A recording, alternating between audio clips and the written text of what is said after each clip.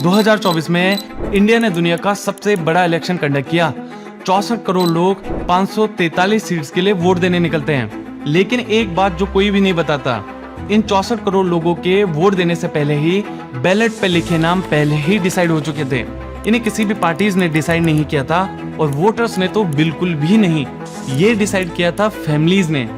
ये कोई conspiracy theory नहीं है, ये एक पैटर्न है जो सबके सामने है और आज इंडिया की पार्लियामेंट में हर 3 में से 1 सीट पर बैठा हुआ है। अब सुन लीजिए वो नंबर जो कोई भी पॉलिटिशियन ओपनली नहीं बोलता है। 2024 की इलेक्शन स्टडी कहती है 18th लोकसभा में लगभग 30% एमपी किसी न किसी पॉलिटिकल फैमिली से आते हैं। ये कोई फ्रिंज डेटा नहीं है।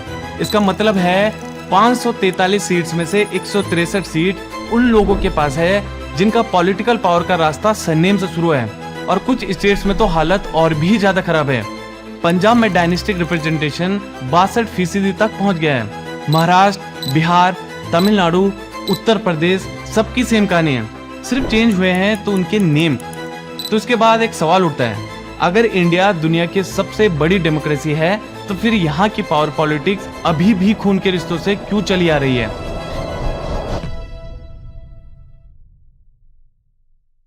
इन सब की शुरुआत होती है नेहरू गांधी फैमिली से। 1946 में जवाहरलाल नेहरू इंडिया के फर्स्ट प्राइम मिनिस्टर बनते हैं। उनके बाद उनकी बेटी इंदिरा गांधी प्राइम मिनिस्टर बनती है। बाद में उनके बेटे राजीव गांधी भी प्राइम मिनिस्टर बनते हैं। यानी कि 3 पीएम्स, एक ब्लड लाइन बट एक ही पार्टी, इंडियन नेशनल कांग्रेस, जिसने इंडिया की आजादी के बाद पहले 50 साल तक देश को चलाया है। और आज राहुल गांधी भी लीडर ऑफ ऑपोजिशन है। उनकी बहन प्रियंका गांधी वाड्रा वायनाड सीट से 2024 के बाई इलेक्शन में भी जीती है। और उनकी मां सोनिया गांधी भी राज्यसभा की एक मेंबर है। यानी कि 3 गांधीज, एक पार्लियामेंट, सेम टाइम। और सबसे इंटरेस्टिंग बात, खुद कांग्रेस के सीनियर एमपी शशि थरूर ने भी रिसेंटली कहा है कि नेहरू गांधी डायनेस्टी ने ये आइडिया पक्का कर दिया है कि पॉलिटिकल लीडरशिप एक बर्थ राइट हो सकती है। जब कांग्रेस का अपना सीनियर लीडर ये बात पब्लिकली बोल रहा है तो समझ लीजिए कन्वर्सेशन बदल चुकी है। लेकिन नेहरू गांधी फैमिली तो एक शुरुआत है।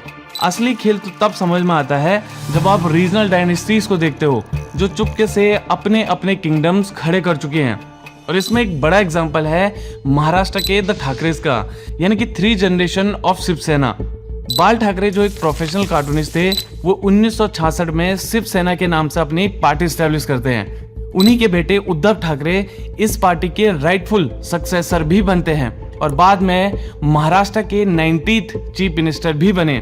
आज उनके ग्रैंडसन आदित्य ठाकरे भी इस लिस्ट में हैं, जो अभी महाराष्ट्र लेजिस्लेटिव असेंबली के एक मेंबर हैं और साथ ही साथ शिवसेना यूथ विंग के प्रेसिडेंट भी हैं। इसके बाद आते हैं महाराष्ट्र के द पवार्स, यानी कि एक फैमिली बट 5 लेजिस्लेटिव सीट्स। 1999 में शरद पवार ने एनसीपी को स्टैब्लिश किया था। इससे पहले वे 3 बार महाराष्ट्र के चीफ मिनिस्टर भी रह चुके हैं। इसके साथ साथ वे सेंट्रल गवर्नमेंट में union council of ministers, minister of defence, minister of agriculture तक भी रह चुके हैं। इस वक्त उनकी बेटी सुप्रिया सुले भी लोकसभा में एक एमपी हैं। उनके भतीजे अजीत पवार भी महाराष्ट्र के लिए एज ए डिप्टी सीएम काम कर चुके हैं। लेकिन 28 जनवरी 2026 को एक ट्रेजिक प्लेन क्रैश में उनकी डेथ हो गई थी। अब उनकी वाइफ सुनित्रा पवार भी महाराष्ट्र के लिए एज ए डिप्टी सीएम काम कर रही है। शरद पवार के ग्रैंड नेफ्यू रोहित पवार भी महाराष्ट्र लेजिस्लेटिव असेंबली में एक मेंबर है। ऐसी ही 2 डायनेस्टिक फैमिलीज जम्मू और कश्मीर में भी है, the Abdullah and the Mufti family, यानी कि 3 जनरेशन बट एक ही रीजन। शेख अब्दुल्ला, उनके बेटे फारूक अब्दुल्ला, उनके ग्रैंडसन उमर अब्दुल्ला, तीनों जनरेशंस ने नेशनल कॉन्फ्रेंस को चलाया और जम्मू और कश्मीर को रूल किया है। और अपोजिशन में है मुफ्ती फैमिली, यानी कि मुफ्ती मोहम्मद सईद, उनकी डॉटर महबूबा मुफ्ती और उनकी ग्रैंड डॉटर इल्तिजा मुफ्ती। ये दोनों डायनेस्टीज लगभग 60 साल से जम्मू और कश्मीर में पावर स्वैप कर रही है। ऐसी उत्तर प्रदेश में है यादव फैमिली, यानी कि एक समाजवादी फैमिली ट्री। मुलायम सिंह यादव ने साल 1992 में समाजवादी पार्टी को स्टैब्लिश किया था। बाद में उनके बेटे अखिलेश यादव यूपी के सबसे यंग, यानी कि सिर्फ 38 की एज में सीएम बनते हैं। आज समाजवादी पार्टी को पार्लियामेंट में भी लीड कर रहे हैं। उनकी वाइफ डिंपल यादव भी लोकसभा में एक एमपी है। यहाँ तक कि 2024 के लोकसभा इलेक्शन में समाजवादी टिकट लिस्ट में 5 कैंडिडेट्स यादव फैमिली से बिलोंग कर रहे थे। और अगर हम साउथ की साइड चले जाएं तो वहां भी यही हाल है। तमिलनाडु में है करुणानिधि स्टालिन्स, यानी कि एक Dravidian dynasty. Late mister Karunanidhi ने डीएमके को 50 साल तक चलाया है और इस 50 साल की करियर में वो 5 बार तमिलनाडु के चीफ मिनिस्टर भी रहे। उनके बेटे एमके स्टालिन भी तमिलनाडु में सीएम रह चुके हैं और आज उनके ग्रैंडसन उदयनिधि स्टालिन, जो कि एक एक्टर टर्न पॉलिटिशियन है, वो ऑफिशियली पॉलिटिकल ईयर भी अनाउंस हो चुके हैं। एमके स्टालिन के हाफ सिस्टर कनिमोडी करुणानिधि भी लोकसभा में एक एमपी है और ऐसी कई और डायनेस्टीज जैसे पंजाब की बादल फैमिलीज, मध्य प्रदेश की सिंधिया फैमिली, ओडिशा की पटनायक फैमिली, बिहार की पासवान जैसी फैमिलीज इंडियन डेमोक्रेसी में मौजूद है।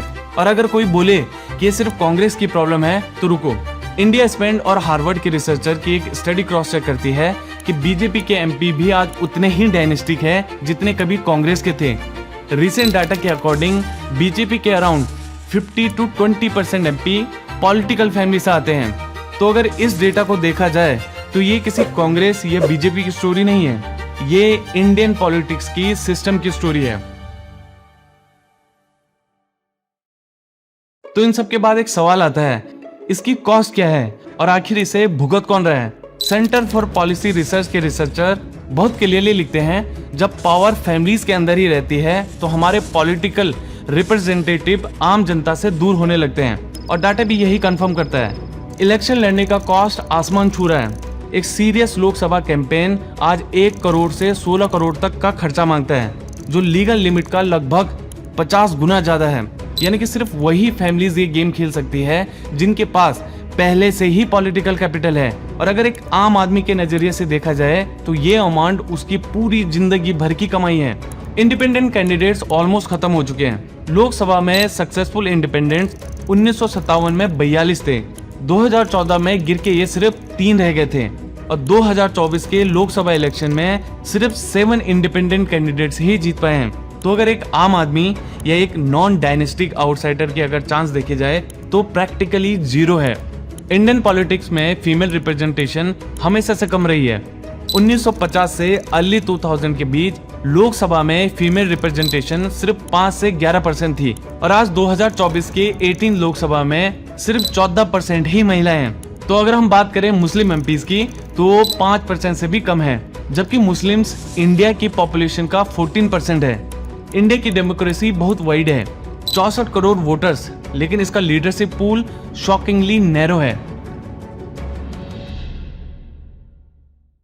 इसके बाद एक काउंटर आर्गुमेंट भी आता है और वो सुनने लायक है।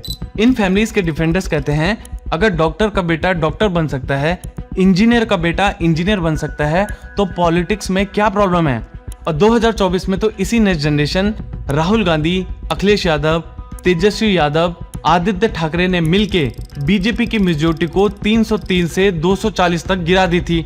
और ये एक रियल आर्गुमेंट है और इसे डिसमिस करना गलत होगा। लेकिन असली बात जो आपको सोचने पर मजबूर करेगी वो ये है कि अगली जनरेशन ऑलरेडी तैयार हो रही है। तमिलनाडु के उदयनिधि स्टालिन, बिहार के चिराग पासवान, पंजाब के सुखवीर बादल, तेलंगाना की केसीआर फैमिली, महाराष्ट्र के आदित्य ठाकरे और ऐसे कई और डायनेस्टीज खत्म नहीं हो रही है, बल्कि उनका अपग्रेड हो रहा है। लेकिन डेटा एक और बात क्लियरली बोलता है, डायनेस्टीज तब तक सरवाइव करती है जब तक सिस्टम उन्हें रिवॉर्ड करता रहता है। और इस पूरे सिस्टम में सिर्फ एक वीक पॉइंट है, आप लोग। जिस दिन वोटर्स सरनेम की बजाय कैंडिडेट्स के रिकॉर्ड चेक करना शुरू कर देंगे, या जब मीडिया पॉलिटिकल ईयर को सेलिब्रिटी ट्रीटमेंट देना बंद कर देगी, या जब पार्टीज सीट्स हारने लग जाए सिर्फ इसलिए कि उन्होंने एक वर्कर्स के ऊपर पॉलिटिकल बेटे को टिकट दिया है, शायद उस दिन कैलकुलेशन बदलेगी। इंडिया एक फेलिंग डेमोक्रेसी नहीं है, ये एक इनकम्प्लीट डेमोक्रेसी है। और अगले 10 साल डिसाइड करेंगे कि 18th लोकसभा डायनेस्टी पॉलिटिक्स का पीक था या बस वही पुरानी सीढ़ी का एक और स्टेप। कमेंट में बताओ, क्या डायनेस्टी पॉलिटिक्स इंडिया की सबसे बड़ी डेमोक्रेटिक प्रॉब्लम है या किसी और बड़ी चीज का सिम्टम है? अगर इस वीडियो ने आपको सोचने पर मजबूर किया तो इसे लाइक जरूर करना और हाँ, सब्सक्राइब करना मत भूलना।